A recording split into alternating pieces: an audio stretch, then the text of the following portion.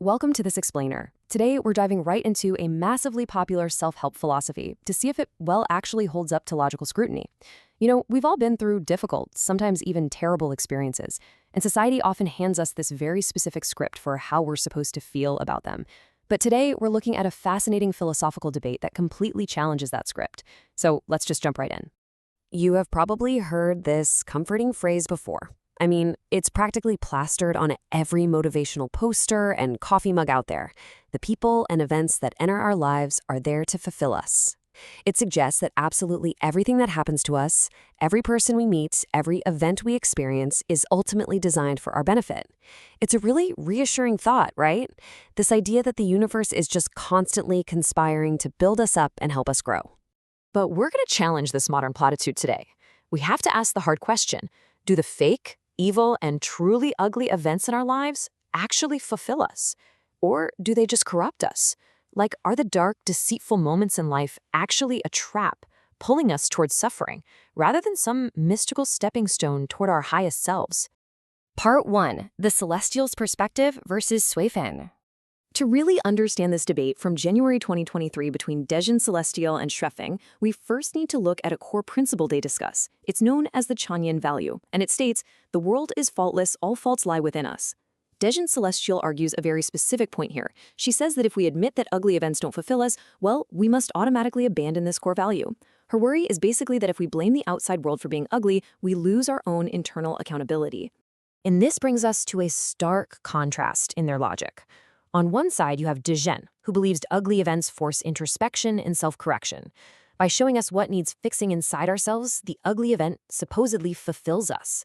But on the flip side, Suifeng sharply counters this. He argues that only true, good, and beautiful things fulfill us.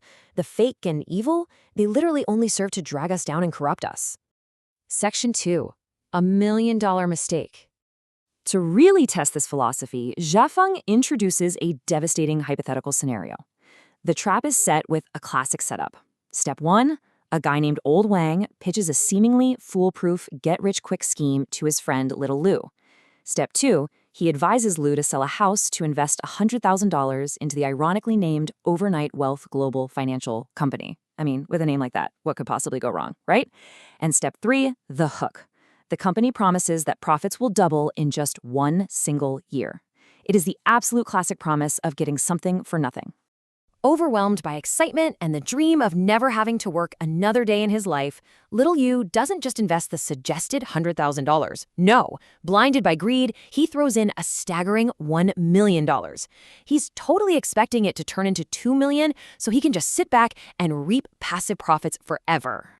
So, day 1, the million goes in.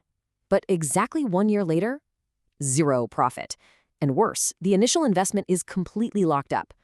Then comes the total collapse. The Overnight Wealth Global Financial Company folds, and the CEO vanishes without a trace, with everyone's money. Little Lu is left with absolutely nothing. The whole shebang, his entire life savings, just gone. Section 3.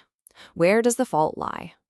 In the wake of this profoundly ugly event, we really have to ask, who is actually to blame here? When we logically eliminate the suspects according to Suifeng's argument, it's pretty fascinating. The Overnight Wealth Company? Well, they actually achieved their goal. They amassed wealth overnight. Old Wang? He gained his benefits. The fault, Suifeng argues, lies entirely with Little Lu. Why? Because he was blinded by internal greed. He wanted the moon. He wanted something for absolutely nothing. For Suifeng, this breakdown illustrates a vital point. He argues the fault was internal. It was Little Lu's greed. This means, in his view, the original Lifechanyuan value, the world is faultless, all faults lie within us, remains absolutely true. But here is the kicker to his argument. It remains true even if we admit this ugly scam did not fulfill Little Lu. We don't need to pretend ugly events are secret blessings just to maintain our personal accountability. Section 4. Corruption versus fulfillment. But Dezhen actually pushes back on this, arguing that losing everything did fulfill Little Yu by serving as a severe negative example to teach him a grounded life. In her view, the ugly event was a painful but necessary teacher. Suifeng counters this with a pretty intense, paradigm-shifting question. Do you honestly want to be stripped of your life savings, your home, your security, just to learn not to be greedy? Is total devastation really an acceptable price for a life lesson? He follows it up with this. Do you truly want such an ugly event to fulfill you? Xufeng states clearly in the source text that if this is what fulfillment looks like to you, then you are simply not on the same wavelength. It's a direct, unflinching challenge to how we romanticize trauma and suffering. And this leads to a devastatingly logical conclusion.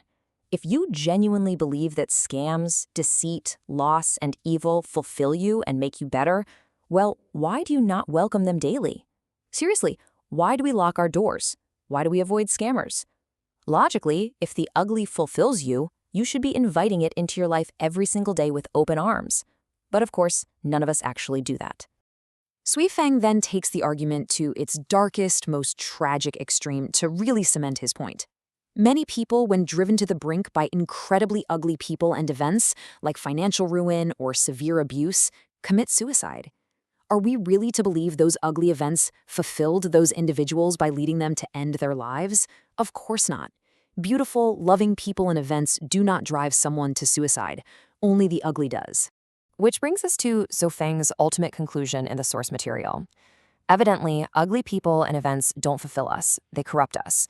He argues the ugly aspects of life, the deceit, the malice, the fake, they do not build the soul. They tear it down. They cause damage. And acknowledging that damage doesn't mean we blame the world and avoid accountability. It just means we are finally being honest about the nature of evil and ugliness. The stakes of this philosophical debate are actually incredibly high. Xufeng warns that if you cannot grasp this fundamental difference between what corrupts and what fulfills, your life's journey will be accompanied by severe consequences. If you think the bad is actually good for you, you essentially invite barbarism, fatuity, ignorance, and darkness into your life, totally mistaking them for teachers. I'll leave you with this final provocative thought from the text. If you truly, deeply believe that the ugly, the evil, and the fake fulfill you, why are you still searching for light, justice, and paradise? Think about it. If the ugly fulfills you, why not just move straight into hell? It's a really powerful reminder to seek out the beautiful and the true, and to stop pretending the ugly things in our lives are doing us any favors. Thanks for joining me on this explainer, and I hope this gives you a whole new lens through which to view your own journey.